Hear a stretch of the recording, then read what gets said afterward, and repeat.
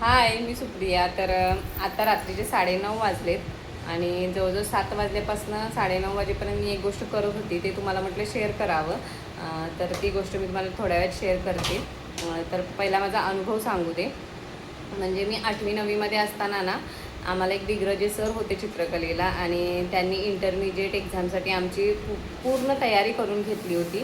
आणि 10वीला माहिती आहे का 2% वाढणार असतात. ह्याच्यामध्ये जर आपला नंबर वगैरे आला, ए ग्रेड चांगली मिळाली तर तर ते आम्हाला शिकवलं होतं ना, ते आत्ता मला उपयोगी येते. म्हणजे मुलं जेव्हा आता मोठी होत आहेत ना, त्यांचे सर त्यांना चित्र काढायला लावत आहेत ना, तेव्हा मला ते उपयोगी येते. खरं तर मुलांना एवढं शेडिंग वगैरे आत्ता जमत नाही, कारण मुलगा माझा 5वीत आहे.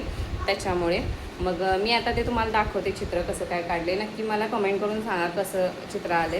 आणि हे चित्र काढण्यापासून पूर्ण शेडिंग करेपर्यंत मला जवळजवळ 2.5 तास, म्हणजे 7 वाजल्यापासून 9:30 वाजेपर्यंत वेळ गेला. आणि कसं वाटते नक्की सांगा. आणि मला ना खूप छान वाटलं हे चित्र. म्हणजे कोणतंही चित्र असू दे, मी शिवाजी महाराजांचं चित्र काढून दिलं होतं, स्केच. तर ते सुद्धा सरांना आवडलं होतं आणि आत्ता हे सुद्धा आवडेल नक्कीच. तर कसं वाटते नक्की कमेंट करून सांगा. चला तर मग बाय.